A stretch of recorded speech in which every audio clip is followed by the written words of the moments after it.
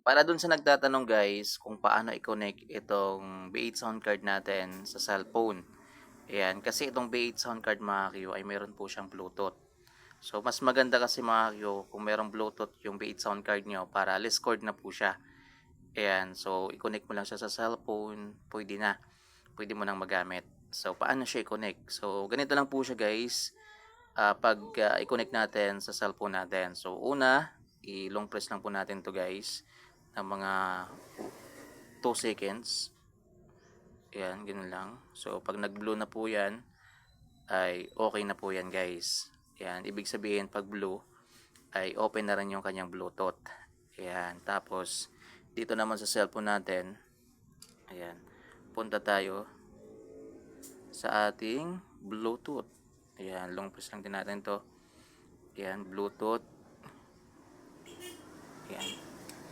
Mamaya makikita niya yung B8 sound card. Sa baba siguro. Ayan. Ayun. B8 sound card. So, click lang natin yan. Ayun. So, kita nyo na. Connected na po siya guys. Ayan. Connected na po siya. Dito sa ating B8 sound card. Ayan. So, try nga natin. Punta tayo sa music. Ayan. Yung walang copyright lang para maganda. Ayan. Tapos, ito.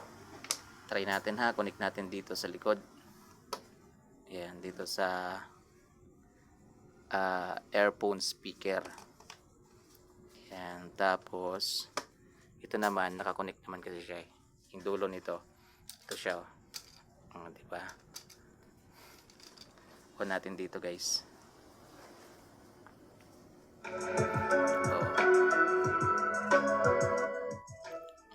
Ganun lang guys. Diba?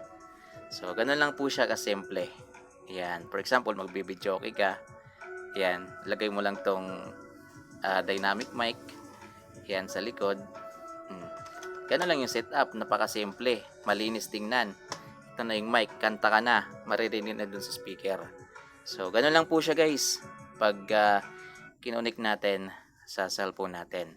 Kasi kung wala kasi itong Bluetooth guys, siyempre gagamit ka pa ng cord para mag-connect siya dito. So, dahil may Bluetooth siya, ibo-Bluetooth na lang natin. Diba? So, dalawa lang yung cord na ginamit natin. Kung gusto nating mag-video, okay, gamit itong B8 sound card para matimpla natin yung sound. Kasi may echo yan, may mga effect. Ayan, may mga volume ng mic. So, yun guys. Sana nakatulong tong video natin. Maraming salamat sa panonood. Please like, comment, and subscribe mga Q dito sa ating YouTube channel, Super Q TV. So, kung may mga request kayo guys, i-comment nyo lang dyan sa comment section natin. Maraming salamat po.